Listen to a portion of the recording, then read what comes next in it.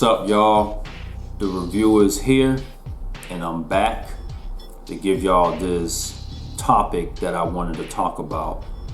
If y'all remember the last video I did, you know, why I've been on hiatus and all that good stuff, I wanted to stress this out about the East Coast rap. All right, and the title, I guess the title is gonna be is the East Coast rap overrated. Now, before I get started, hold on a second. Before I get started on this topic, I just want everybody to know, for those who's watching this video, I love the East Coast rap. All right, I grew up to it. You know, I'm 40 something years old. All right, so I grew up to hip hop in the early 90s on to, you know, early 2000s and so forth. All right, so I just wanted to put that out there, and I'm not trying to like slam the East Coast artists at all. This is something that I observed when I was coming up as a kid. All right, so let's get to the topic. I remember back in the early 90s, right, when East Coast rap, and I would even say that the early 90s, the mid 90s, and even the late 90s. But I'll speak about the late 90s more in depth. But I remember in the early 90s and the mid 90s, right, when East Coast rap was pretty much at its peak. You know, I used to hear a lot of the hip hop artists coming up, such as Wu-Tang Clan, such as Nas. I heard a little bit of OC back then. And then you had, I guess you can say Biggie. You know, Biggie is from the East Coast as well. May he rest in peace. And Tupac, y'all know he originally is from the East Coast. Rest in peace to him. And then you had a Tribe Called Quest. And then you had Mos Def and plenty other East Coast artists that was doing their thing.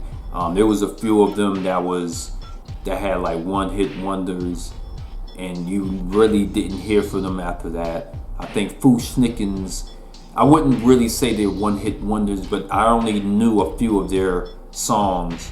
Lush Smooth, you know, that song, and there's plenty others. I mean, those is just the list of few. You know, Camp Lo too. I love Camp Lo. And then you had, I would say, Jedi Mind Tricks was another one that I remember. Like I said, I know plenty of East Coast artists. The part that used to bother me a lot when I was coming up was when down south artists started getting their shine. Now, y'all remember back, for my millennials and Gen X, y'all remember when Outkast was starting to make a name for themselves, like in the early mid 90s. And then you had Ghetto Boys, you know, with Scarface, Willie D, Bushwick Bill, may he rest in peace. And I believe Ready Red, he passed away as well. I remember those guys was coming up in the game. And I would even include Bone Thugs and Harmony, because Bone was from the Midwest. All right. I haven't heard of 3 6 Mafia at that time. All right. And I know 3 6 Mafia was doing their thing too in Memphis, but I didn't really hear them till like 97. But I'll speak on that in another video. And then you had, I'm trying to think, Ghetto Mafia. I remember them coming up too. And then I remember about Dayton Family. You know, they wasn't from the East Coast. So the reason why I put them in that category is because their music always sound like down south to me. You know what I'm saying? That's just my opinion. But anyway, when Outkast was coming up in the game, right? They came out with their album Southern Catalytic. I ain't gonna say all the name of it, but y'all know what I'm talking about. When they came out with that album, this was before they started making the other type of music that they was doing. They was hated on, man. They was hated on by the East Coast artists because I guess at that time they didn't really like the down south artists, you know, they was rapping with some really dope beats and all that stuff, and they had some really nice hooks, and they would say that down south artists couldn't rap. You know, they say down south artists used to say a bunch of gibberish. If y'all remember on the Source, I think it was 1995 Source, they had won, I forgot what they won, but they was on stage, and one of the members of Outkast, that's when history was being made. I'm gonna say what's up to all the original MCs out there, people out there who got their own stuff. So what's up, Dre? But it's like this though, I'm tired of folks, you know what I'm saying? Them closed-minded folks, you know what I'm saying? It's like we got a demo tape and don't nobody wanna hear it, but it's like this, the South got something to say, that's all I got to say. It's sad because I know, and I'm almost positively sure, I knew a lot of the down south artists that was coming up at that time. They used to listen to East Coast rap a lot. Slick Rick, shout out to him too. Me included, I used to listen to a lot of East Coast artists, you know, in the 90s. This is how I'm so familiar with a lot of the East Coast artists, because my brother used to play them a lot. We used to play a lot of down south artists too, you know, such as Master P when he was coming up in the game. I remember the first album from Master P was The Ice Cream Man. That came out in like 96 or something like that. But the East Coast artists used to really hate on the South, man. If y'all remember the Source magazine, they used to talk really bad about the down south artists. You know, with the exception of the few, you know, they didn't really talk bad about Scarface or Willie D or anybody like that. But they used to talk about people like Uncle Luke. You know, Uncle Luke paved the way. See, a lot of people don't know this, but Uncle Luke paved the way for the freedom of speech, because when his album was coming out, they used to ban it in stores. So he had to fight that case in court. I don't know if it went to the Supreme Court or not. I'm not too sure, but he made it to the point where, well, they pretty much finalized it by saying, if y'all going to buy rap albums or whatever, make sure y'all put the explicit content on there. That's where the explicit content came from. Now, I know people don't think Luke paved the way for the South, but I believe he did. Based off of that alone. Now, I ain't talking about his songs, Doodoo Brown and all that other stuff. I'm talking about the fact that he paved the way for rap music to be heard in stores or bought in stores because of the explicit content thing that they established. But he don't get credit for it, or at least the East Coast don't really give them any down south artists credit for the things that they accomplished through those times. I even remember, and tell me if I'm wrong, I remember I was watching a freestyle battle from, I think it was one of the Wu-Tang Clan members. I forgot who he was going against, and I don't know who the member of the Wu-Tang was. But he pretty much trashed him and said, take that whack rapping and take it back down south, son. Or to effect. I'm paraphrasing, but this is what this man said. He said, take the whack rhyme and take it back down south. This is when I kind of, and even me, and this was back in 97, 98. Me being 13, 14, I think I was 15 at the time too. Me being that at that age, I was like, is that what they really think about down south artists? They think that down south artists can't rhyme. They think that down south artists don't have lyrics. They think that down south artists are not lyrical. That's the part when I realized the hatred the East Coast artists have for down south artists. If y'all remember the Project Pat Getty Green album that came out in 99, the Source gave it a very low rating.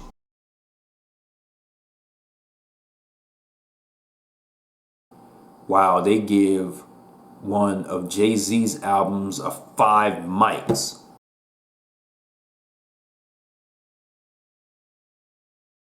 And I was like, are you freaking kidding me? And listen, man, and I'll be a little fair here. I'll be a little unbiased, all right? Jay-Z knows how to make hits. That's something that I can always establish from Jay-Z. And as far as him being a lyricist though, I personally don't think he is, but some people may say different. And Nas called him out at that time when he was dissing Jay-Z on Ether. I ain't gonna get into the details, but do I think the East Coast rap is overrated? From my personal opinion, yes. And I'm not saying that to say East Coast artists suck. I'm not saying that at all. I'm not saying East Coast music suck either. I'm simply saying a lot of the music that I hear from East Coast music is too overhyped. It's overhyped for me. Just because you're from the East Coast and you rap nice lyrics doesn't mean that overall your tracks are great. Because if anything, some of the East Coast rap that I listen to, their production isn't really up to par. And a guy like me, I prefer it, and this ain't even just down south at all. I'm talking about in general. When I listen to a rap song or just music in general, the first thing that I do listen to is the beat. That's just my personal opinion. And then the lyrics or whatever can go along later. But if I listen to a song and the beat ain't bumping, I'm not gonna play it. Straight up, I'm not gonna play it.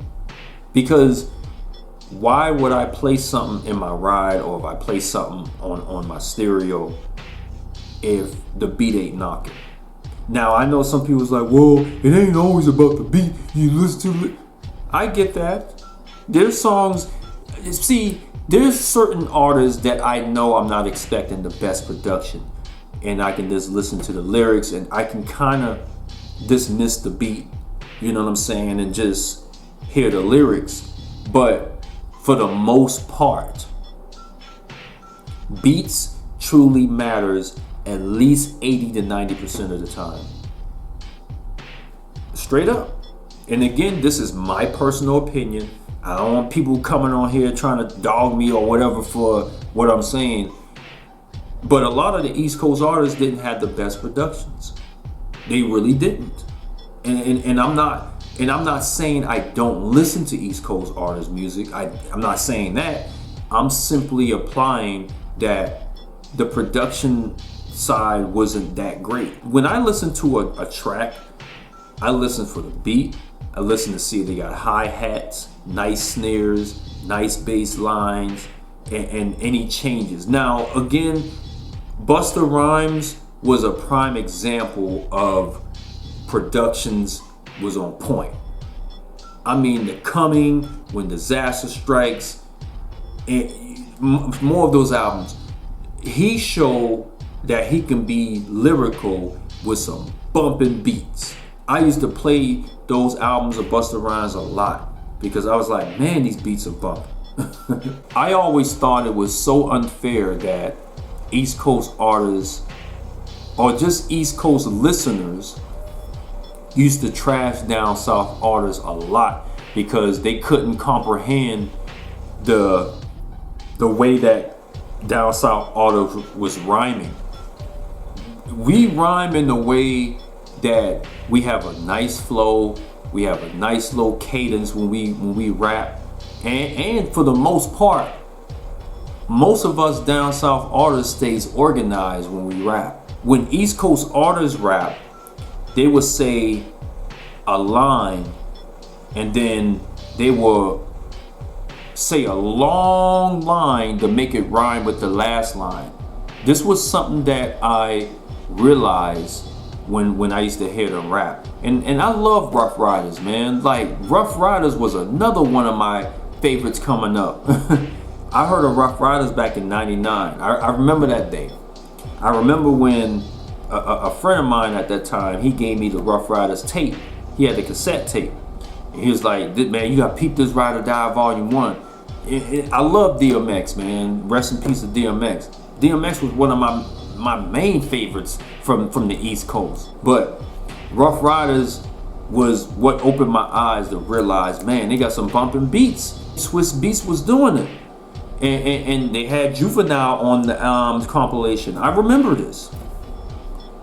But what I'm saying is, in the early 90s, the mid 90s, and even the late 90s, it was a lot of hatred for down south artists. I've always thought the East Coast rap was overrated. Even back then. Even back then, I thought the East Coast rap was overrated because of the way they used to do things. They used to brag when they rap, or they used to brag about this, that, and the third.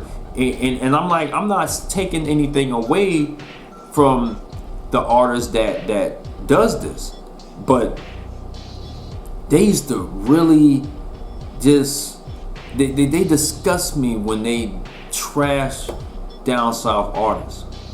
That was the things that I didn't like about it.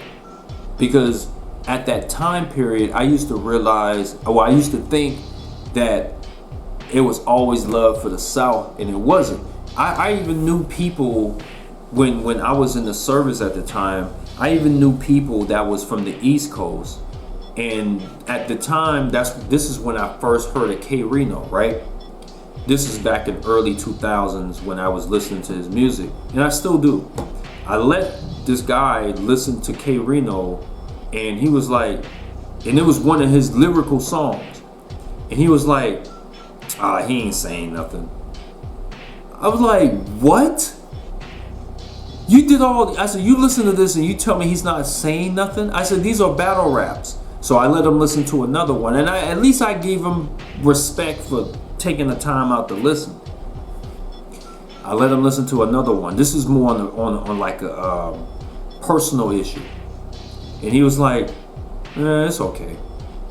And he let me listen to one of the East Coast artist songs, and he thought it was the Ish. And I was like, well, you know what? I changed I said, you know what? I'm done. I can't reason with this guy, because a lot of these East Coast listeners, and I'm talking about the ones that's one dimensional. That's one-dimensionally East Coast listeners. Those are the ones that really ticks me off, because you can't tell them nothing. You can't tell them that East Coast artists ain't the only people you can listen to. You know, you can listen to West Coast, you can listen to Midwest, but they didn't want to listen to down south at all. And I was like, you would never get anywhere in life like that, man. If you just stay in one spot and never expand your horizons in music, you would never get anywhere in life like that.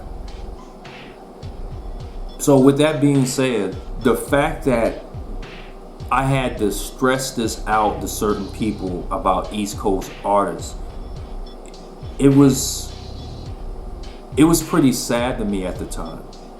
And I was like, why are they trashing down south artists and you ain't even giving them a chance? Matter of fact, y'all peep out the K Reno song, Knocking Out Hustle. Alright? This was off of the Triple Darkness album. He explains the situation. The East Coast used to trash artists based off of their geographical location. They used to call us country and slow, and like we were dumb, like we were stupid. But when they go down south, when they go on tours, you expect us to pay for your performance?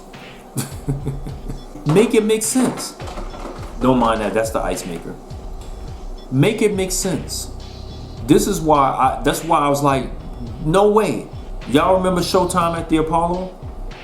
I remember this. I don't know if the show still plays, but I remember Showtime at the Apollo. There was people that was from down south or any part of the southern region. As soon as they say that, they started booing. And I was like, that's That's messed up, man. That is so messed up. So basically I'm from down south. I'm from Charleston, South Carolina, or any artist that's from down south. You telling me because I'm from down south, your mind is made up that I suck? Is this the mindset of some of these cats? And women too. I'm not, listen, I'm not giving women a pass for this, because there's some that thinks like this too. There's some that thinks that down south artists sucks and the East Coast rap is the best.